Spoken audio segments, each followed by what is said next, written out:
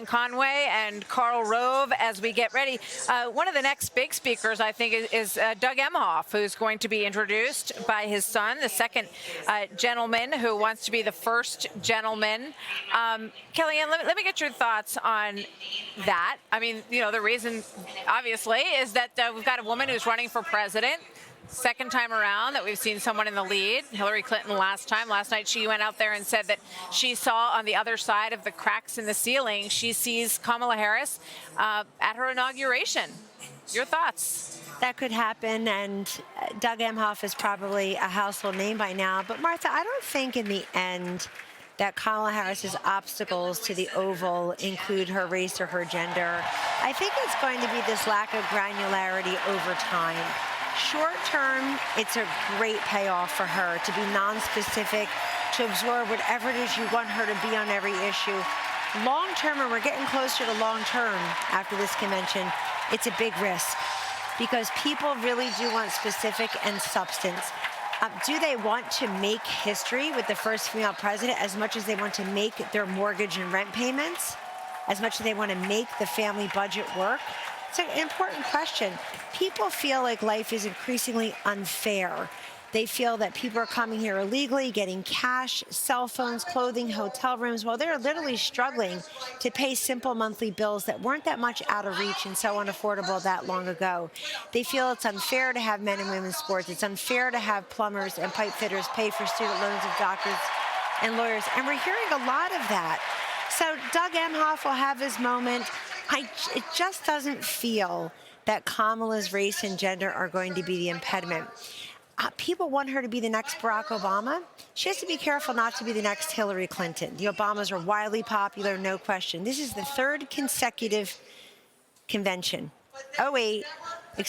16, 20, and 24, where Michelle Obama is coming here to attack Donald Trump, to warn everybody about him. It worked a little bit in 2020. She's very popular, probably the most popular speaker if you look at the downloads. 2016, it was a misfire because they never saw what was happening in the country. And I think that the Obamas still can't quite shake off Donald Trump because he's the nominee again.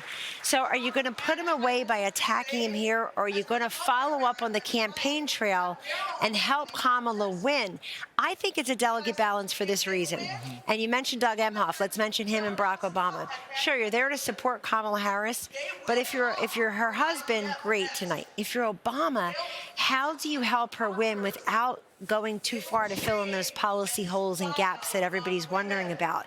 You can't sort of mansplain her too much, even if you're Barack Obama. It's going to have to be a delicate balance. All right, Karl, how do you see the night? You know, there is a lot of feelings here, a lot of tone versus facts, and we're talking about policy specifics. Not a lot of that tonight, probably. It's a lot about getting this crowd fired up about the Obamas talking. Well, I want to follow up on something Dana said about policy earlier. I was taken by Bernie Sanders' speech, because during that speech, it showed how different these two parties are that we have in America.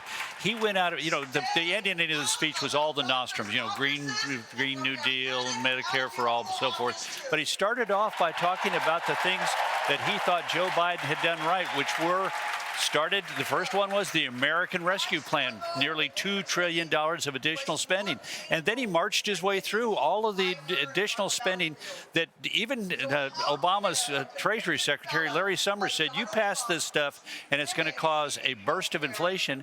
And it did. And Bernie Sanders was complimenting the American Rescue Plan, the so-called Inflation Reduction Act, the increases in domestic spending. All of these things he was heralding as great achievements of the Democratic Party.